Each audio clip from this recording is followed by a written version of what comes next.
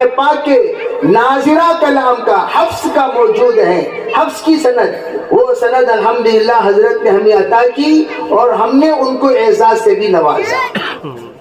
تو یہ جو چیز ہے، استاذ کی قدر، استاذ کا احترام، استاذ کا اعزاز، یہ معزز بناتا چلا جاتا ہے ہر بندے کو۔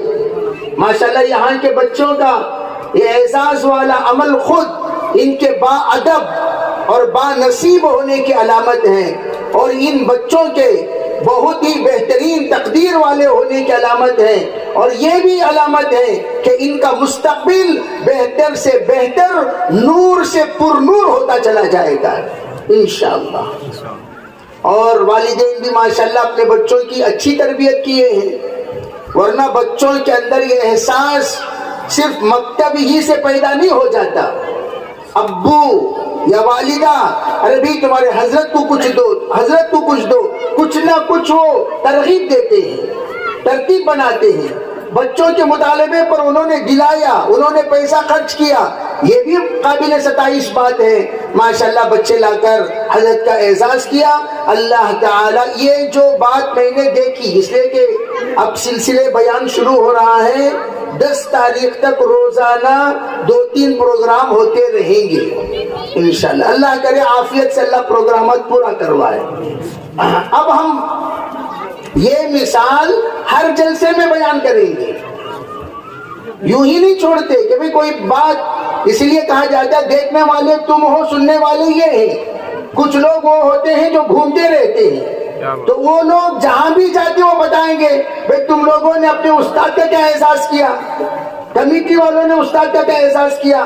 عام طور پر دیکھنے کو یہ آتا ہے کہ مدارس کے جلسے میں بھی، کہ جلسے میں سب کو اعزاز سے نوازا جاتا ہے، محترم صاحب آخر میں جیب خالی کر کے جاتے ہیں، ان کا انعام بھی کسی استاد کو دے دیتے ہیں، ان کی شال بھی کسی استاد کو دے دیتے ہیں، ان کی ٹوپی بھی کسی استاد کو دے دیتے ہیں، ان کے جو عطر کی شیشی ان کے نام پر آئی وہ بھی کسی استاد کے نام پر چلی جاتی۔ تو اسی طریقے سے القاسم محروم ہوتا ہے۔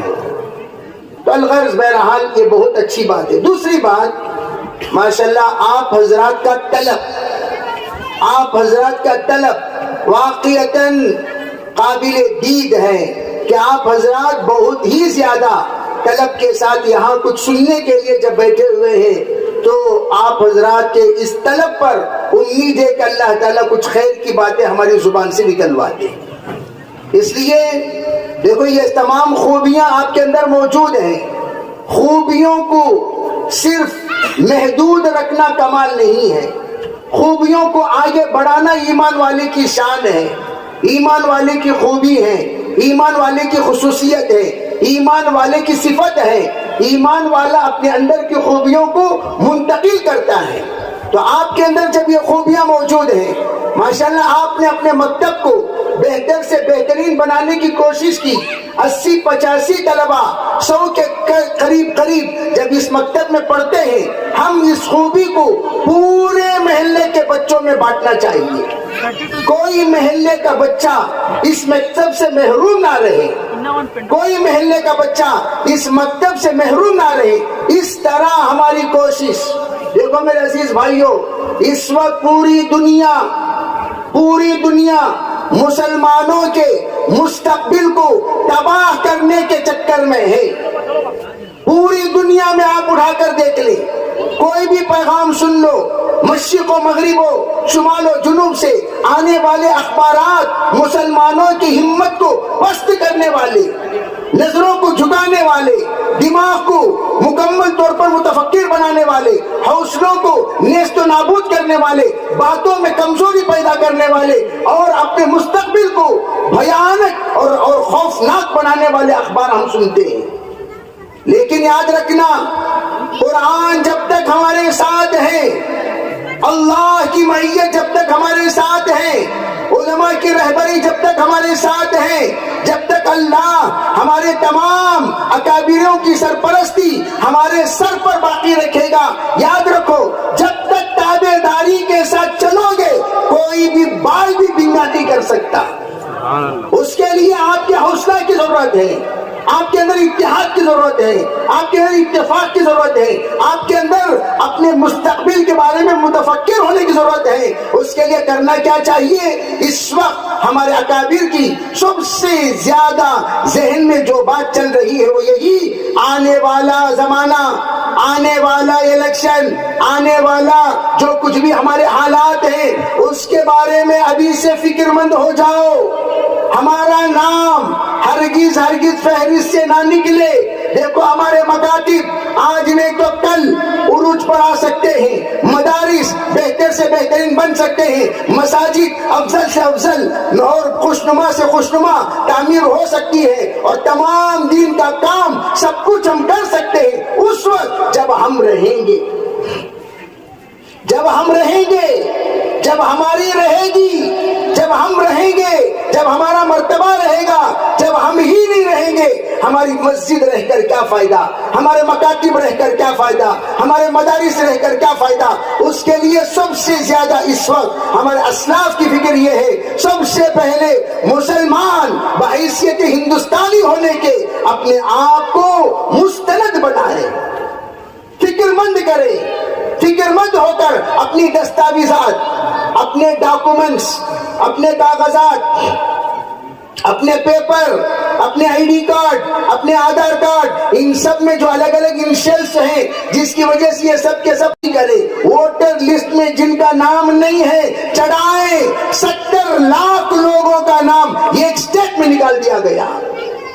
70 لاکھ کوئی معمولی تعداد ہے؟ آج ہندوستان کو پرایا کہنے والے لوگ سنو، ہندوستان میں سب سے پہلے جو انسان بسا وہ کون؟ وہ حضرت آدم علیہ السلام۔ اور آدم علیہ السلام ہندوستان کے پہلے انسان۔ ہندوستان ایسی سرزمین جہاں پہلی وحی نازل ہوئی، ہندوستان ایسی سرزمین جہاں پہلا سجدہ ہوا، ہندوستان ایسی سرزمین جہاں اللہ کا نام پہلے بار لیا گیا، ہندوستان ایسی سرزمین جہاں سے حج کو پیدل گئے، ہندوستان ایسی سرزمین جہاں اللہ کے خوف و خشیت پر آنسو بہائے گئے۔ حضرت آدم علیہ السلام کے ذریعے سے یہ سب جو کچھ ہوا وہ ہندوستان میں ہوا۔ شیخ الاسلام حسین احمد مدنی رحمت اللہ علیہ کہتے ہیں حضرت آدم کی برکت سے ہم لوگ روز اول کے باشندے ہیں ہندوستان کے۔ کوئی معمولی بات نہیں ہے، ہندوستان کے اول باشندے ایمان والے، ہندوستان کے اول باشندے کلمے والے، ہندوستان کے اول باشندے سجدے والے، ہندوستان کے اول باشندے ذکر والے، ہندوستان کے اول باشندے اللہ والے۔ ہم کوئی پرائے نہیں ہیں۔ دوسری بات سنو، اور وہ گشت جو ہم لوگ سنتے رہتے ہیں، انی دعوت قومی لیلا ونہارا ولم یزد دعائی الا فرارا، جو نوح علیہ السلام کا گشت معتبر علماء نے، مورخین نے یہ لکھا ہے، نوح علیہ السلام کا گشت جس سرزمین پہ ہوا وہ ہندوستان کی سرزمین ہے۔ آپ اس کو تاریخی اعتبار سے سمجھیں۔ میں اس لیے تمہارے سامنے عرض کر رہا ہوں، ہمارے دلوں میں بھی وسوسہ پیدا ہو گیا، ہمارے دلوں میں شک پیدا ہو گیا۔ ایک صاحب آ کر مجھ سے پوچھ رہے ہیں حضرت ذرا بتاؤ، جیسا ہمارے مسلمانوں کی تاریخ ہے کیا ان کی بھی تاریخ ہے؟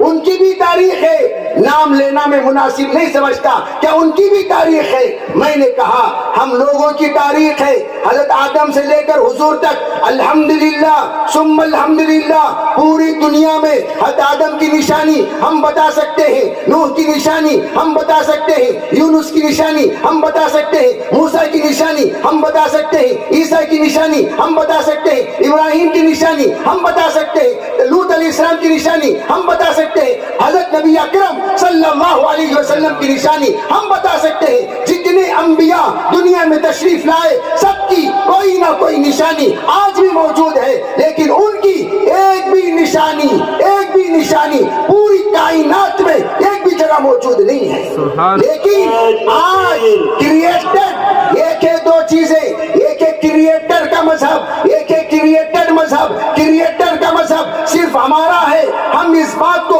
شان سے کہہ سکتے ہیں ہمارا جو مذہب ہے وہ رب ذوالجلال کا، ہمارا جو مذہب ہے کا خالق کائنات کا، ہمارا جو مذہب ہے رب العالمین کا، ہمارا جو مذہب ہے مالک و ملک کا، مالک الملوک کا، اور ہمارا جو مذہب ہے رب العالمین کا، وہ مذہب کیسا ہے جس کو اللہ نے روز اول سے آج تک محفوظ کیا۔ آپ ذرا سن کے چلو، تورات ہے اس کی ویلیڈیٹی محدود ہے، انجیل ہے ویلیڈیٹی محدود ہے، زبور ہے ویلیڈیٹی محدود ہے۔ اللہ نے اس کی ذمہ داری نہیں لی حفاظت کی، کیوں؟ اس لیے کہ تورات ایک زمانے کے بعد ختم ہو جانے والی، انجیل ختم ہو جانے والی، زبور ختم ہو جانے والی، صحف ابراہیم ختم ہو جانے والی، صحف موسیٰ ختم ہو جانے والی، لیکن قرآن پاک کے بارے میں بگاڑ پر ماں پناہ مانگے گی، باپ پناہ مانگے گا، خاندان پناہ مانگے گا۔ اس لیے میں عرض کرنا چاہتا ہوں ہمارا مستقبل کو سدھارنا ہے تو ہمارا ایجوکیشن کو بڑھانا ہے، ہمارے بچوں کو پڑھانا ہے، خالی دین کی پڑھائی ہی نہیں، دنیا میں بھی عام طور پر ہمارے بچوں کو خواب کیا دلاتی؟ سن باپ کیا بھی فکر کرنے کو بیٹے، یہ گاڑی ڈھکل لگ جاروں گے، یہ تیری کیا خواب دکھائی جی بیٹا، یہ جو میں جوتے پیٹ کو سرو نہیں، ہاں یہ جگہ تیرے واسطے، تو پڑھیا تو کیا، نہیں پڑھیا تو کیا، تیری روزیاں لکھو ہے۔ چپراسی کا بیٹا چپراسی، ہاں ملازم کا بیٹا ملازم، نوکر کا بیٹا نوکر، موٹا اٹھانے والے کے بیٹا موٹا اٹھا رہا، دکان میں بیٹھنے والے کے بیٹا دکان میں بیٹھا۔ میرے بھائیوں یہی ہمارا خواب ہے۔ مجھے فخر ہے ہمارے مرحوم حیات صاحب آٹو ڈرائیور پر میرے ساتھ چلہ لگائے، انہوں نے اپنے بچوں کو دیندار بھی بنایا، دنیا دار بھی بنایا، ایسی تعلیم دی، آج ان کا بیٹا آسٹریلیا میں پروفیسر ہے، پوری داڑھی، آپ اس کو دیکھیں گے تو مولوی صاحب کی طرح لگے گا۔ غوثیہ کالج میں ایک بچہ پروفیسر ہے، تہجد گزار، آٹو ڈرائیور کا بیٹا، انجینئروں کا استاذ، پروفیسر، آٹو ڈرائیور کا بیٹا، آسٹریلیا کا دائی، پروفیسر، اور ہمارا آٹو ڈرائیور کا خواب، آٹو چلا بیٹے، چلا ذرا منہ کر لے، ذرا ریورس لے، ذرا رائٹ لے، خوشی امی، اللہ میرے بچے کو کیا بنا رہی تمہیں، جاجی تم کی فکر کھائی، انہیں زندگی بھر ناکام انسان، بیٹے کو بھی ناکام بنا رہا سو۔ یہ کیا جی خواب ہمارا خواب کیسا ہے؟ اگر ہم لوگ مقابلہ کرنا چاہتے ہیں تو خالی ووٹنگ کافی نہیں، اعدوا لهم ما استطعتم من قوة، قرآن کہتا ہے ان کا مقابلہ اپنی استعداد کے مطابق قوت کے ذریعے سے کرو۔ کیا قوت؟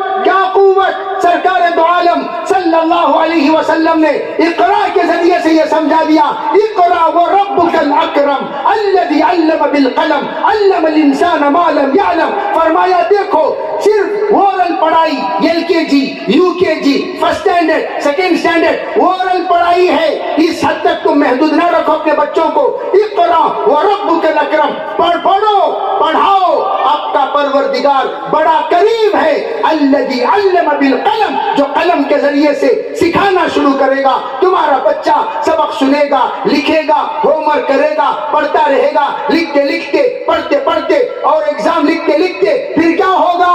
الذی علم بالقلم، سو پکنا، یہ لکھنا، ہوم ورک لکھتے لکھتے وہ معلم یعلم کا عالم بن جائے گا، معلم یعلم کا عالم بن جائے گا۔ پھر ایک چپراسی کے گھر میں انجینئر تہجد گزار پیدا ہو رہا ہے، ایک ملازم کے گھر میں ڈاکٹر پیدا ہو رہا ہے، ایک ملازم نوکر کے گھر میں وقت کا بہت بڑا پروفیسر پیدا ہو رہا ہے، ڈاکٹر پیدا ہو رہا ہے، وکیل پیدا ہو رہا ہے۔ یہ سب کب ہوگا؟